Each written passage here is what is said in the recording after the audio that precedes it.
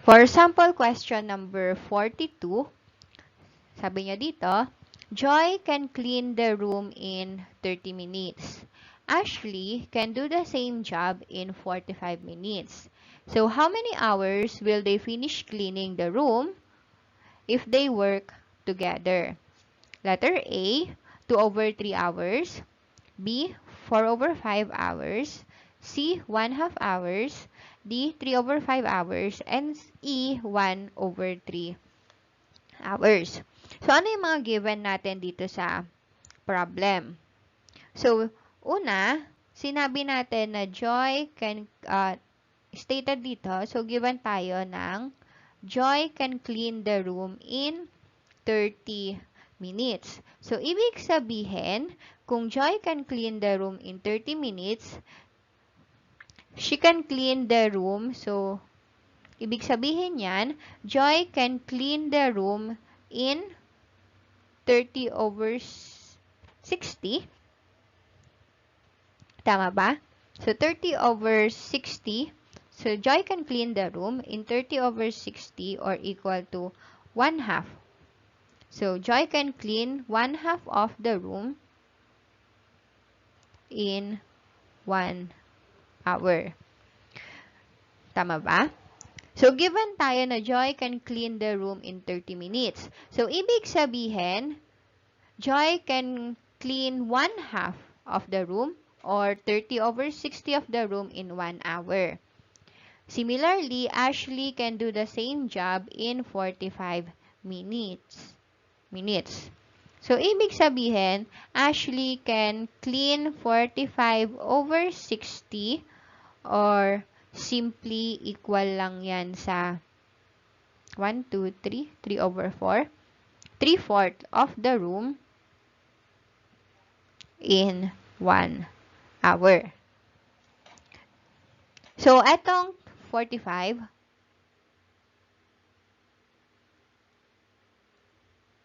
yan. So, yung 45 over 60 natin, so, sulat ko lang kung paano natin sinimplify. 45 ay 3 times 15.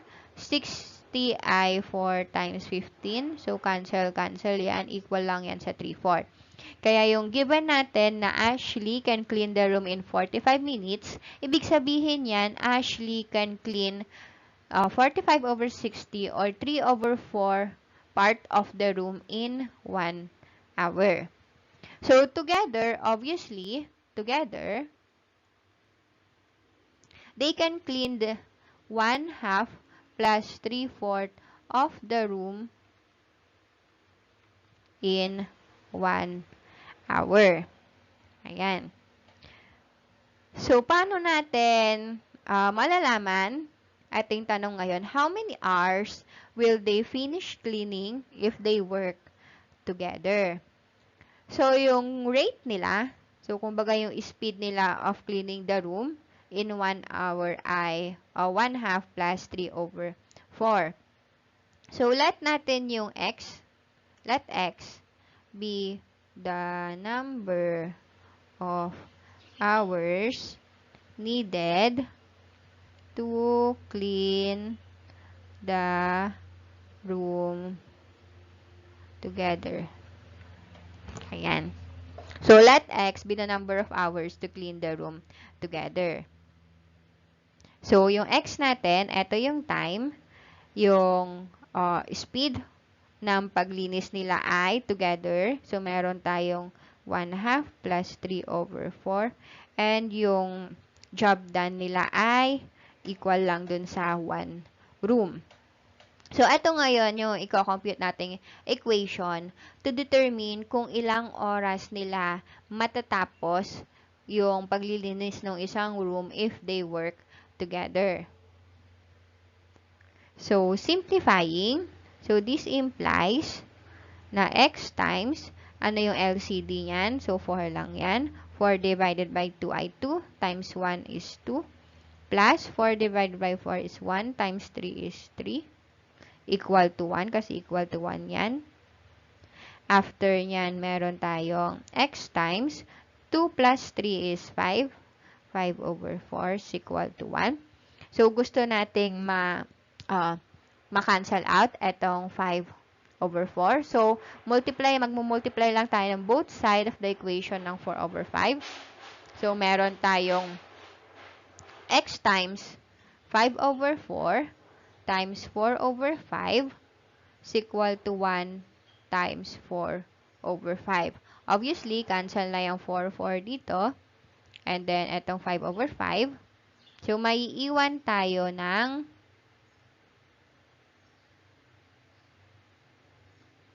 x is equal to 4/5. So, this implies na yung sagot natin, the number of hours they will finish working together ay 4/5 hours. So, that is letter B.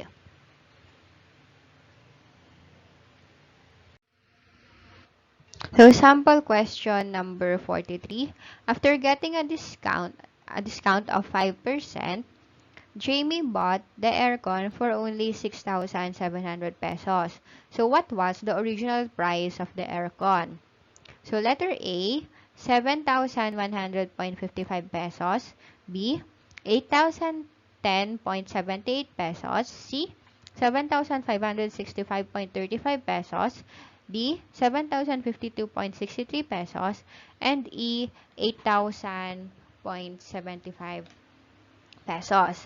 So, tingnan natin yung problem natin. So, after getting a discount of 5%. So, ito yung tinatawag nating discount rate. Note that 5% is equal to 0.05 in decimals. And then, Jamie bought the aircon for only 6,700. So, etong 6,700, ito yung amount na kung magkano niya binili yung aircon after mabawasan ng discount. So, ito yung tinatawag nating sale price. And then, ano yung hinahanap natin dun sa problem? So, what was the original amount of the aircon? Pag sinabi nating original amount, ito yung amount bago mabawasan ng discount. So, let natin ngayon, yung X natin be the original amount. Yan. So, note that yung sale price natin, obviously, sale price natin is equal to the original amount minus the discount. Tama ba? Given tayo ng sale price is 6,700 is equal to X daw minus discount. So, para natin ko-compute ng discount. Discount natin, obviously, is the original price times yung discount rate na 0.05. So, dito na rin tayo mag-work sa equation na to. Solving for this equation, so, factor out natin yung x dito sa right-hand side. So, magkakaroon tayo ng x times 1 minus 0.05. Simplifying, that is equal to 1 minus 0.05 is 0.95 times x. So, dividing both side by 0.95, kakaroon tayo ng x is equal to, ayan, so divide natin. 0.95, 6700. So, move natin etong decimal places, 2 decimal places papunta sa right. So, mag-a-add tayo ng 2 kasi mag-move din tayo ng 20 kasi mag-move din tayo dito sa 6,700 ang 2 decimal places papunta sa right. So, note that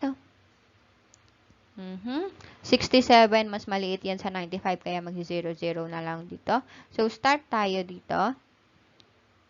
670 divided by 95 ay sabihin natin around 7 yon.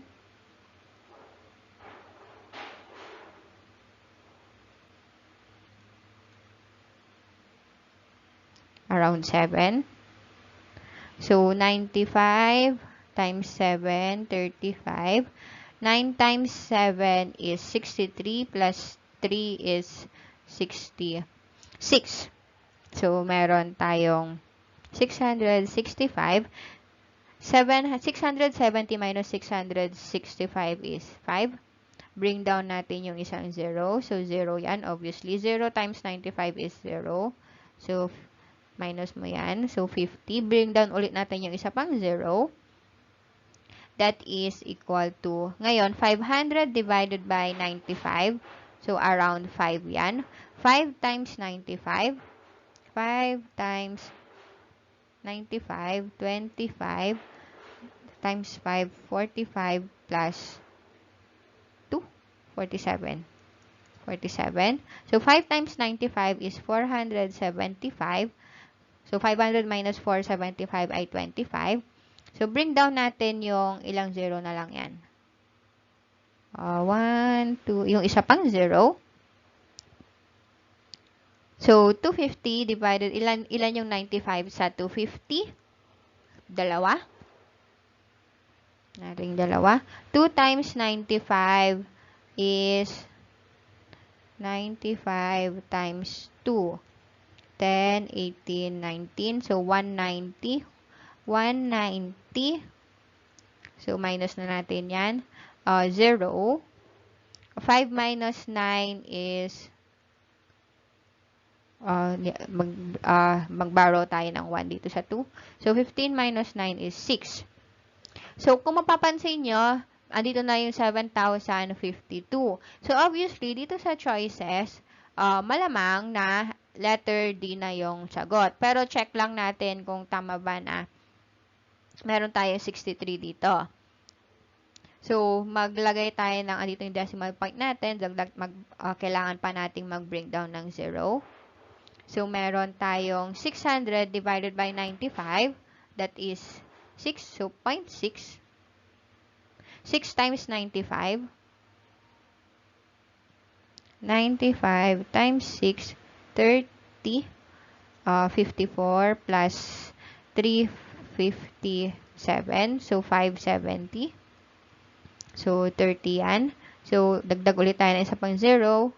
0. 300 divided by 95 is 3. Obviously, 3. 3 times 0.95 ay 285. That is 15. 0. And so on.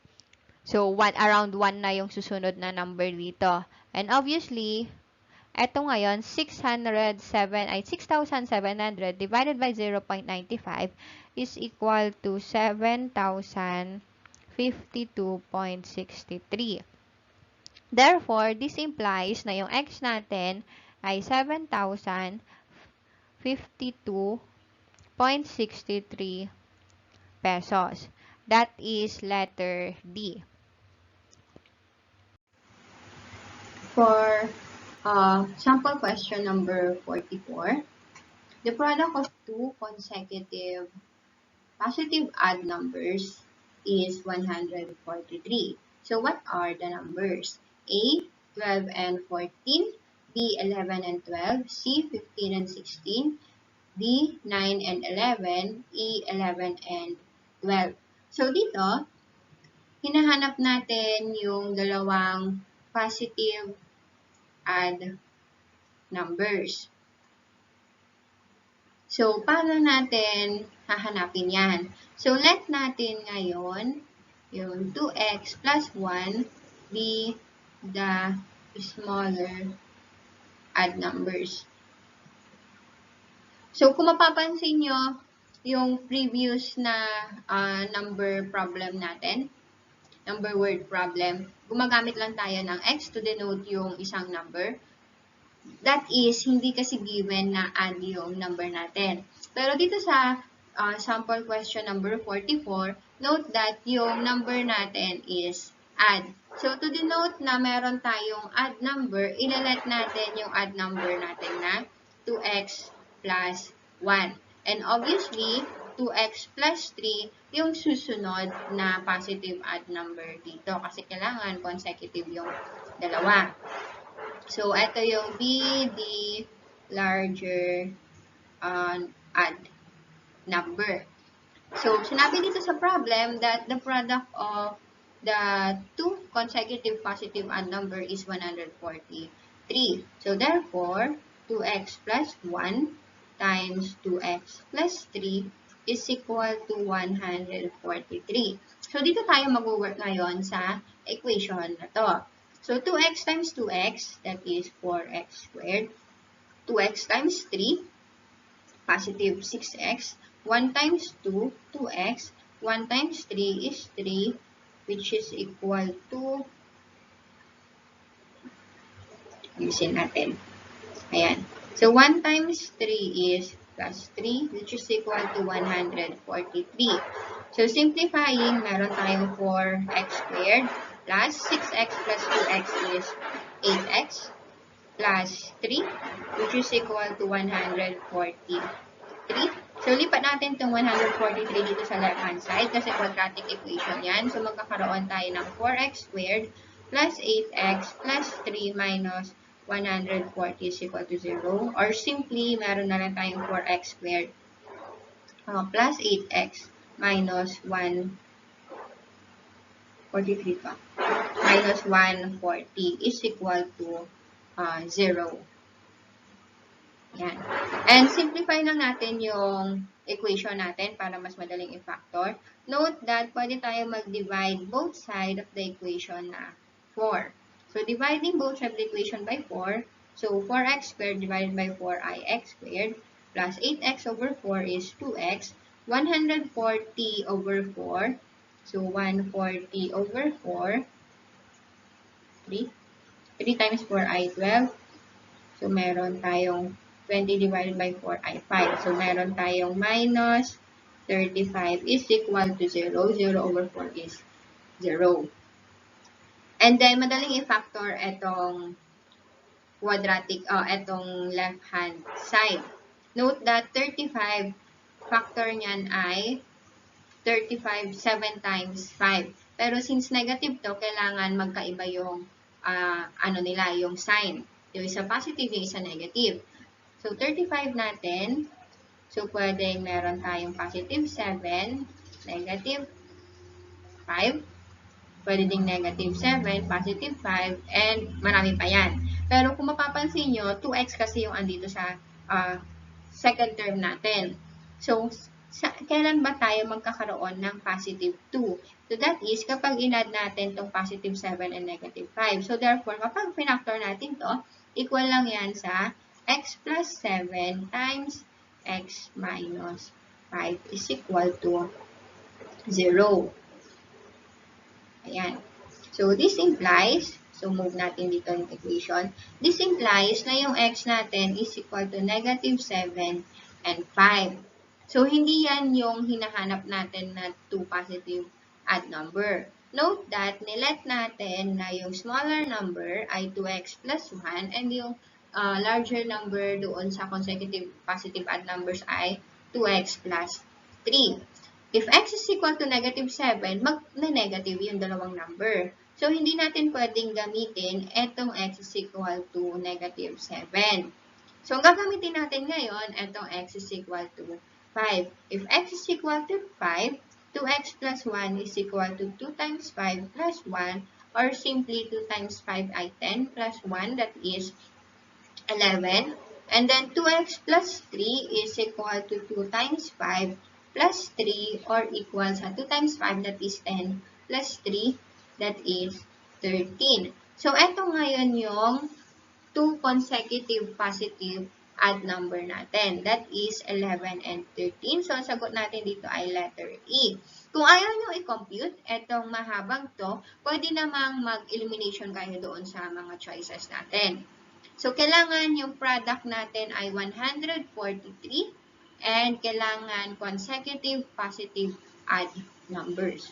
So, check natin. Sa letter A, 12 and 14 are not odd numbers. So, hindi na ito pwedeng maging sagot.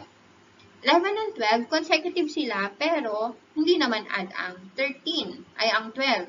So, hindi yan pwede. 15 and 16, hindi rin add ang 16. So, hindi natin pwedeng gamitin yan. Atong 9 and 11, tama naman na pareho silang consecutive odd numbers. Kasi ang susunod na odd number sa 9 ay 11. Pero, yung product ng dalawa, 9 times 11 ay 99, hindi equal sa 143. So, hindi natin pwedeng gamitin itong letter D. Ang magiging sagot na lang natin ngayon, itong letter E. Kasi obviously, 13 times 11 ay equal sa 143. So, proceed tayo sa next question. So, in a class of 50 students, 35 are taking biology and 25 are taking mathematics. If 12 students are taking both subjects, how many students are not taking both biology and mathematics subject? So, letter A, 2 students, B, 3 students, C, 4 students, D, 5 students, and E, 6 students. So, ano yung given natin? So, meron daw tayong 50 students in a class. 35 doon sa 50 nagtitake ng biology. 25 nagtitake ng mathematics. And meron tayong 12 students that are taking both subjects. So, itong problem na to, mas maganda kung i-draw natin yan using yung tinatawag nating Venn diagram. So, meron tayong 50 students. So, let natin tong set na to containing yung number of students that are taking the biology class. Similarly, yung second set natin, ito yung mga students that are taking the mathematics class. So, ito ang andito sa loob. Ito yung students. So, ang laman nito, yung mga students that are taking both the biology and mathematics class. So, sinabi natin dito sa problem, 12 students are taking both subjects. So, 12 kaagad yung andito. Similarly, ano pa yung mga given natin? 35 are taking biology class. So, doon sa 35 students na to, andito na yung 12. So, ima-minus na natin dyan yung 12. So, magkakaroon tayo ng 5 minus 2 is 3. 3 minus 1 ay 2. So, meron tayong 23 dito. Obviously, 23 plus 12 ay 35. Yan dyan yung 35 students that are taking biology class. Similarly, 25 are taking mathematics. So, andito na yung 12. So, dun sa 25, buwasan natin ng 12. So, magkakaroon tayo ng 13. So, ano ibig sabihin ng number na 13 na to? Etong 13 na to, ito yung mga nagtitake ng mathematics class pero hindi nagtitake ng biology. Etong 12 na to, nagtitake sila ng mathematics class din, pero at the same time, nagtitake din sila ng biology. So, ito ngayon yung mga students that are taking biology or mathematics class. So, ngayon meron tayong 23, 12, and 13. Ang hinahanap natin ngayon dito, how many students are not taking both the biology and mathematics subject? So, ilan ba lahat nung nagtitake ng biology or mathematics? So, add natin yan. So, meron tayong 3 plus 2, 5, plus 3 is 8, 2 plus 1, 3, 4. So, meron tayong 48. So, 48 daw to. Pero in a class, meron tayong 50 students. So, doon sa 50 students na yan, alam natin na yung 48 students either nagtitake ng biology subject or mathematics subject or both. Pero doon sa 2 students na yon, yung 2 students na to are not taking both the biology and mathematics class. So, ang sagot natin ngayon is letter A. So, proceed tayo sa sample question 46. So, the ratio of students passing and failing in a certain class of 45 students is 7:2. So, how many students pass in the class? So, letter A, 35. B, 25 students. C, 40 students. D, 34 students. And E, 28 students. Note that, ito yung tinatawag nating ratio problem. So, meron tayong ratio na 7:2. And then, in a class, meron tayong 45 students. So, note lang natin, kapag meron tayong 9 students, So, sa 9 students, alam natin na 7 yung doon ay passing and dalawa magiging failing in a certain class. Kasi yung ratio natin is 7:2. Similarly, kung meron tayong 14, 15, 18 students, so sa 18 students, alam natin na 14 doon ay passing student and 4 ay failing student. And then, similarly, sa 27 students, tama ba? Ay, tuloy pala to. Sa 27 students, alam natin na 21 students doon ay passing and the rest na 6 ay failing. So, ganito nag-work yung ratio natin na 7:2. So, ngayon, paano naman kapag meron tayong 45 students in a certain class? So, ang hinahanap natin ngayon is etong x na to. So, compute natin yung value ng x para malaman natin kung ano yung value ng 7 times x. Kasi yan yung number of students that pass in a class. So, simplifying 7x plus 2x ay 9x is equal to 45 divided by 9 divided by 9. X natin ay 45 over 9 which is equal to 5. If x is equal to 5, obviously 7x is equal to 7 times 5 which is equal to 35. So, ano ibig sabihin yan? Doon daw sa 45 students, 35 students are passing students. And similarly, yung 2 times 5 or 10 students are failing students. So, yung sagot natin ngayon dito is letter A. For sample question number 47, if the sum of 4 consecutive numbers is 78, what is the fourth number? A, 18, B, 17, C, 20, D, 21, and E, 19. So, hinahanap natin yung fourth number doon sa 4 consecutive numbers na may sum na 78. So, let natin ngayon yung x natin be the smallest number. Therefore, x plus 1 kasi consecutive yon. Ito ngayon yung be the second number. X plus 2. Ito ngayon yung third number. And x plus 3, ito yung fourth number. Doon sa 4 na magkakasunod na number. And note that, doon sa given natin, sinabi natin na yung sum daw ng 4 consecutive numbers ay 78. So, therefore, x plus 1 plus x plus 2 plus x plus 3 is equal to 78.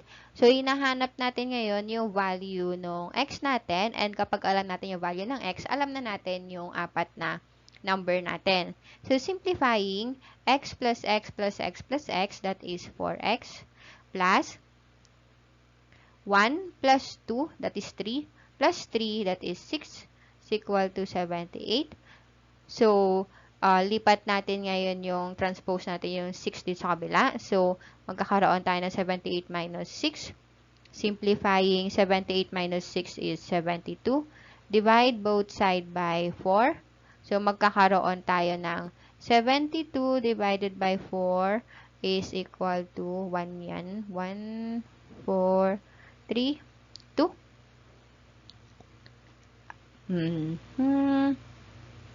That is equal to 8. Tama ba?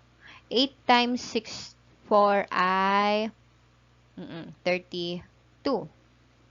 So, therefore, 72 over 4 is equal to 18. So, yung x natin is equal to 18. Ano ulit yung x natin? Ito, nilet nating smallest of the 4 consecutive number. Ang hinahanap natin is yung fourth number. Ano ba yung fourth number natin? So, yung fourth number natin is yung x plus 3. X natin is 18, therefore 18 plus 3, that is equal to 21. Ito yung fourth number. So, yung sagot natin ngayon dito is 21, which is yung letter D. So, proceed tayo sa number 48. So, two numbers are in ratio of 2 to 5. The lesser number is 24. So, find the greater number. Letter A, 36, B, 45, C, 60, D, 50, and E, 30. So, note that yung two numbers natin ay may ratio na 2 to 5. So, ito yung ratio natin, 2 to 5. Yung smaller number natin is 24. Ang hinahanap natin ngayon is yung greater number. Note that, since yung ratio ng two numbers natin is 2 to 5, alam natin na yung 24 na to can be written as 2 times 12. Tama ba? So, 2 times 12. So, ibig sabihin, yung greater number natin, since 2 times 12 yan, and yung ratio nila is 2 to 5, ay equal sa, yung greater number natin ay equal sa 5 times 12. Kasi, yung 24 natin can be written as 2 times 12, pero yung ratio ng dalawang number ay 2 is to 5, therefore yung greater number natin ay 5 times yung 12 din. And 5 times 12 ay equal to 60. So, therefore, yung greater number natin is equal to 60, which is yung nasa letter C. And second to the last question, number 49. So, a box of disinfectant contains 21 pieces of disinfectant. So, if an employee is given 3 pieces each, how many boxes will be needed for 245 employees? A, 25 boxes, B, 21 boxes, C, 30 boxes, D, 7 boxes, and E, 35 boxes. So, isa-isahin natin yung given. So, yung isang box daw contains 21 pieces. So, sabi natin dito, a box contains 21 pieces. And one employee will be given 3 pieces. Tama ba? Ang tanong ngayon, how many boxes will be needed for 240 employees? So, ilang employee ba yung kayang bigyan ng isang box natin? So, note that yung isang box ay may 21 pieces, pero 3 pieces per employee. So, 21 over 3, meron tayong 7 employee per box. Tama ba? Ayan. So, since one box contains 21 pieces, at ang isang employee ay mabibigyan ng 3 pieces, obviously, 21 over 3, which is equal to 7, ito ngayon yung number of employee na mabibigyan kada isang box. So, ang tanong ngayon, how many boxes will be needed for 245 employees? Obviously, meron lang tayong 245 divided by 7. So, 245 divided by 7, ito yung number of boxes na kailangan natin para mabigyan lahat ng 245 employees. So, 245 divided by 7. So, 3 times 7 ay 21. That is 5. 5 times 7 is 35. So, that is equal to 35 boxes, which is letter E. Ayan. So, last question. So if a gallon of a fertilizer can cover 50 square meters, how many gallons of fertilizer are needed to cover a farm with length of 20 meters and width of 12 meters? A. 4.8 gallons, B. 5 gallons, C. 4.5 gallons, D. 3.8 gallons, and E. 6.1 gallons. So, yung isang fertilizer, gallon of fertilizer, so 1 gallon can cover 50 square meters. So, ang tinatanong ngayon, how many gallons of fertilizer are needed to cover a farm with length of 20 meters and width of 12 meters. So, I am assuming na yung farm natin ay rectangular farm since binigyan niya tayo ng value ng length and width. So, obviously, yung area ng farm natin ay equal sa length times width, which is equal to 20 times 12, and 20 times 12 is 240. So, meron tayong 240 meters squared. So, ilang gallons daw of fertilizer ang kailangan natin to cover etong 240 meter squared. Pero alam kasi natin na yung isang gallon can cover 50 meters. So, therefore, to compute that, 240 divided by 50,